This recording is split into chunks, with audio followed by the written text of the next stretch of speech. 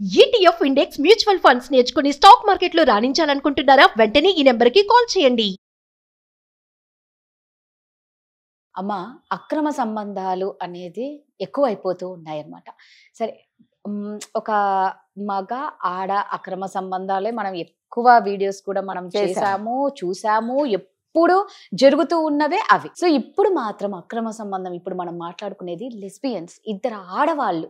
నిజంగా అది ఎంత దరిద్రంగా ఉందంటే, ఒక ఆడదాని కోసం ఇంకో ఆడది అంటే ఒక తల్లి అన్న సంగతి కూడా మర్చిపోయి బిడ్డను అన్యాయంగా చంపేసింది. పసి బిడ్డనమ్మ. అవును, అంటే అమ్మ, నిజంగా ఒక మగ ఆడ అక్రమ సంబంధాలే అది చాలా దరిద్రమైన దాన్ని డిస్కస్ చేసుకోవడానికి కూడా సిగ్గుచేటు. అసలు ఇది ఇంకా ఇద్దరు ఆడవాళ్ళ అక్రమ సంబంధం అనేది నిజంగా అసలు ఆ బిడ్డను ఎలా చంపబుద్దయింది? ఇద్దరు ఆడవాళ్ళు. అవును, అసలు వీళ్ళకి అలాంటి ఆలోచనలు ఎలా పుడతాయో తెలీదు. దానికి ఆలోచనలు ఏముందండి? దరిద్రమైన ఆలోచనలు రావడానికి పెద్ద టైం అక్కర్లేదు కదా. కదా, ఏదైనా ఒక మంచి పని చేయడానికి ఒక ప్లానింగ్, ఒక ఇది ఉంటది. సో ఇలాంటివి చేయడానికి, ఇప్పుడు మంచి పని చేయడానికి చాలా టైం పడుతుంది. చెడ్డ పని చేయడానికి ఏమున్నదండి? మిమ్మల్ని ఒక చంపదెబ్బ కొడితే ఇది చెడ్డ పనే. మీతో నేను మంచిగా ఉండడానికి చాలా టైం పడుతుంది కదా. మేడంతో నేను మంచిగా ఉండాలి అని అనుకోవడానికి టైం పడుతుంది. మీతో నేను చెడ్డగా ఉండాలంటే ఒక్కటి కొట్టేసి ఏంటి అంటే అయిపోయింది. It takes only seconds time. So అట్లాగనే ఇది కూడా, ఇందులో కూడా ఆలోచించుకోవడానికి ఏమీ లేదండి.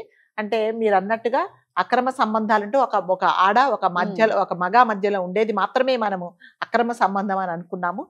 లేదా ఏంటంటే ఇద్దరు అసలు ఏమీ ఇది లేకుండా కూడా ఎవరికి తెలియకుండా చాటుమాటుగా తిరిగే వ్యవహారాన్ని కూడా అక్రమ సంబంధం అంటారు. సో దాన్ని గురించి చర్చించుకోవడానికి కూడా మనకి ఇది కాదు, ఇది మంచి పద్ధతి కాదు, ఇలా ఉండకండి అని మనం చాలాసార్లు చెప్పాము. సో అది ఒక ఇష్యూ. అయితే ఇది మీరు అన్నట్టుగా ఇది జరిగింది తమిళనాడులోనండి. ఆవిడకి దాదాపు ఒక 50 నుంచి 55 years ఉంటాయి. ఆమెకి ఆల్రెడీ పెళ్ళయింది. ఒక హస్బెండ్, ఒక 6 నెలల పాపో 7 నెలల పాప, చిన్న సంవత్సరం లోపు అమ్మాయి బాబు ఉన్నాడు. సో ఈవిడికి ఏంటంటే ఇంకొక ఫ్రెండ్ ఉంది. అంటే ఆ ఫ్రెండ్ వయసు ఏంటంటే 20-25 years అంతే. ఈమె కంటే దాదాపు వయసు చిన్న అమ్మాయి. ఇప్పుడు ఈమెకి 50 ఏళ్ళు, 40 to 50 years. అంటే ఆ ఏజ్ లో పాప పుట్టారు. సో ఆమెకి ఏంటంటే ఒక అమ్మాయితో ఫ్రెండ్షిప్. జనరల్ గా ఒక ఆడవాళ్ళు ఫ్రెండ్షిప్ అంటే ఫ్రెండ్స్ అని అనుకుంటారు. మనము పిచ్చి ఆలోచనలు మనకు రావు.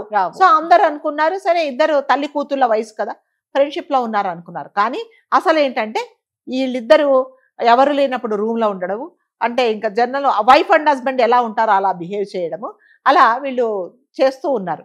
సో ఇది రానుపోను హస్బెండ్ తెలిసింది. అదేంటి నువ్వెందుకు ఇలా చేస్తున్నావు, ఇది తప్పు కదా అనేసి తెలిసిన, అంటే పెద్దవాళ్ళకి అందరికీ చెప్పిన తర్వాత వాళ్ళు ఏం చేశారంటే, తప్పు నువ్వు ఇలాంటి పని చేయకూడదు, నీ కూతురుతో సమానము, ఆమెతో నువ్వు ఇలా ఉండడం ఏంటి, ఇది అసహ్యంగా ఉంది, ఇది అసలు ప్రకృతి విరుద్ధము, నువ్వు ఇలా ఉండకొని బుద్ధి చెప్పారు. బుద్ధి చెప్పిన తర్వాత సరే అనింది. మళ్ళీ అదే పని చేయడము, ఎక్కడ ఏకాంతంగా వాళ్ళిద్దరు కలుసుకోవడము, ఎక్కడికంటే అక్కడికి వెళ్ళడము, అంటే ఒక వైఫ్ ఒక హస్బెండ్ ఎలా ఉంటారో ఏకాంతంలో అలా ఉండడం చేస్తూ ఉన్నారు అనమాట. చేస్తూ ఉన్నప్పుడు ఇంకా అందరూ చెప్పి విసిగిపోయారనమాట. ఈమెకి ఏంటంటే ఈ అబ్బాయి, వీళ్ళు ఆ పని చేస్తున్నప్పుడు వీళ్ళిద్దరు ఏకాంతంగా ఉన్నప్పుడు ఈ అబ్బాయి డిస్టర్బ్ చేశాడని చెప్పేసి గిండు పెట్టి చంపేసింది సొంత కొడుకును. చంపేసి ఏం చేసిందంటే, ఇప్పుడు ఎవరైతే స్నేహంగా ఉందో అమ్మాయికి ఒక మెసేజ్ నేను చంపేశానంటే, అటు పక్క నుంచి అంటే అనకూడదు కానీ ఆ దరిద్రురాలు చాలా మంచి పని చేసావు గుడ్ అని అక్కడి నుంచి ఆమె మెసేజ్ ఇచ్చింది. అంటే ఇంకా ఏమన్నా ఉందా అండి అసలు? దీని గురించి మనం ఏం మాట్లాడుకోవాలో చెప్పుకోండి. అంటే మగవాళ్ళు ఇలా పాడైపోతున్నారు, ఆడవాళ్ళు కూడా చేయడం అనేది అసలు ఇది ప్రకృతి విరుద్ధం అనమాట. సో తర్వాత ఆ హస్బెండ్ కు డౌట్ వచ్చింది, అదేంటి అనారోగ్యం ఏంటి, బాగానే ఉన్నాడు నిన్నదాకా, ఏమైంది అని చెప్పేసి ఆమె ఫోన్ అంతా చెక్ చేస్తే జరిగింది ఏంటంటే, ఈమె నేను చంపేశాను అనే మెసేజ్ అతనికి ఆ అమ్మాయికి ఇచ్చింది. కాబట్టి దాన్ని బేస్ చేసుకొని అతను పోలీస్ కంప్లైంట్ ఇచ్చాడండి. ఇప్పుడు వాళ్ళని అరెస్ట్ చేశారు.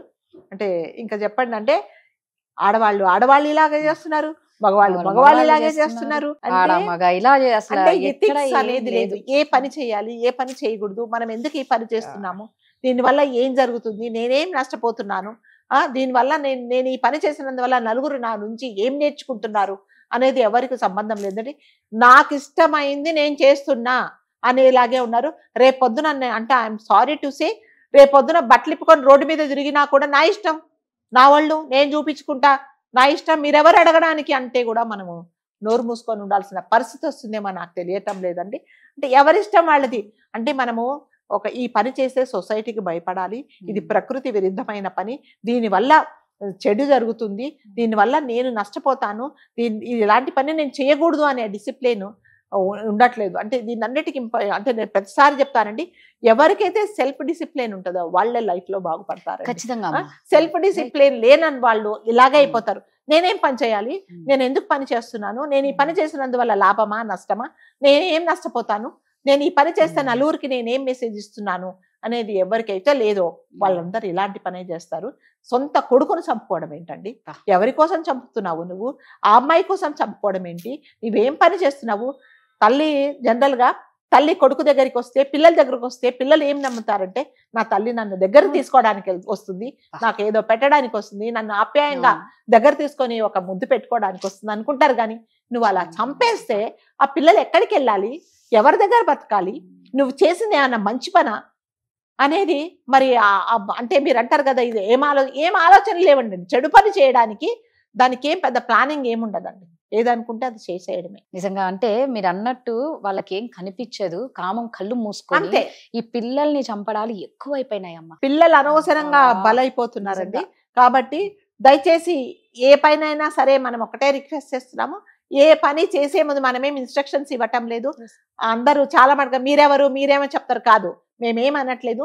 దయచేసి మీకు మీరే ప్రశ్నించుకోండి, ఇది కరెక్టా తప్ప, నేనేం చేస్తున్నాను, అమాయకమైన వాడే పరి నీకు అంత పిచ్చి ఉంటే ఆ అమ్మాయితో ఉండాలని వెళ్ళిపో. చంటి పిల్లోడు ఏం చేశాడు, వాళ్ళని ఎందుకు చంపేశావు అనేది ఎవరికి వారికి ప్రశ్నించుకోవాలండి.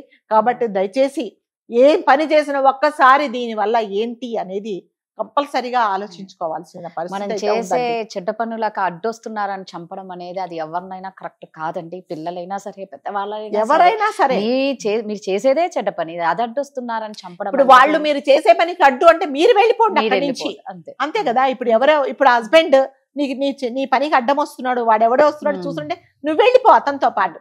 అట్లాగే భర్త నీకు వేరే వాళ్ళతో ఉంది, ఆమె అడ్డు ఉందంటే ఆమెను చంపడం ఎందుకు, నువ్వు వెళ్ళిపో. పిల్లలు మీరు చేసే పనికి పిల్లలు ఏం చేశారండి? పిల్లల్ని ఎందుకు అమాయకంగా చంపేస్తున్నారు? అసలు లోకం తెలియని పిల్లలు కదా. పిల్లలు తల్లిదండ్రులను కాక ఎవరిని నమ్ముతారు చెప్పండి? ఇప్పుడు ఈ కాలంలో పిల్లలు ఎవరి దగ్గర రక్షణ లేకుండా పోతుంది. తల్లి కూడా చంపేస్తుందేమో అని భయం. తండ్రి దగ్గర ఉంటే అతను ఏం చేస్తాడో భయం. కొన్ని చోట్ల తండ్రులు చంపుతారు, కొన్ని చోట్ల తల్లులు చంపేస్తున్నారు. కాబట్టి దయచేసి ఒక్కసారి ఆలోచించుకోండి. థ్యాంక్ యూ అమ్మా.